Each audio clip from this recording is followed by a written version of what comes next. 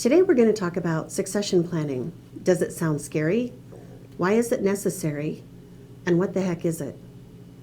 When we talk about succession planning, the reaction that I most get is, well, isn't that for family-owned businesses? And we have to talk about how we're going to bring the rest of the family into the business?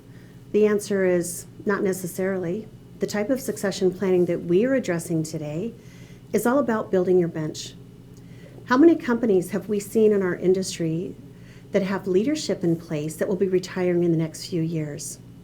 Or key leaders within organizations who are not developing their talent to succeed their positions so they can take the next step in their careers?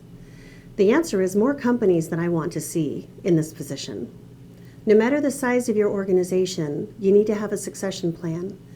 It can be broken down into simple steps to begin and be a much less intimidating process. It isn't as hard as you think. First, look at your company and evaluate where you're going. What's happening in your business? Are you holding steady or contracting? Do you want to expand? And where do you want to go?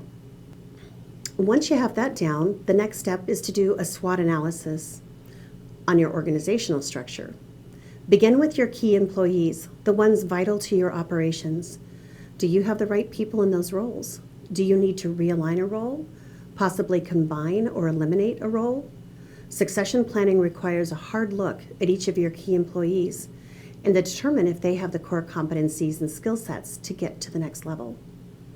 Once that assessment is completed, review and begin to map out your strategy. What additional training is needed? Where are your gaps?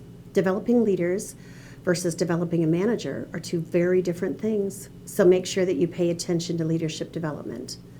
Managing things and processes is all well and good, and that's what managers are.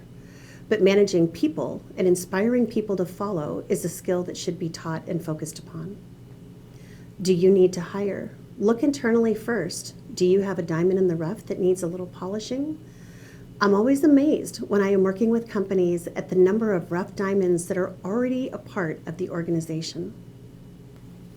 Many times, these diamonds in the rough do not come to mind as a viable solution. Next, your succession plan should not be placed on the shelf to gather dust. It is a living, breathing strategy that should become a part of your overall operational plan. Make space to include your strategic plan in your annual budgeting process, just as you were planning for sales, CapEx improvements, etc.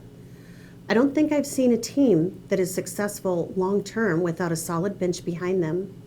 Begin your planning now and review the plan often, and be proactive in your approach. Good leaders take time to develop. The depth and breadth of your bench will ensure your long-term success.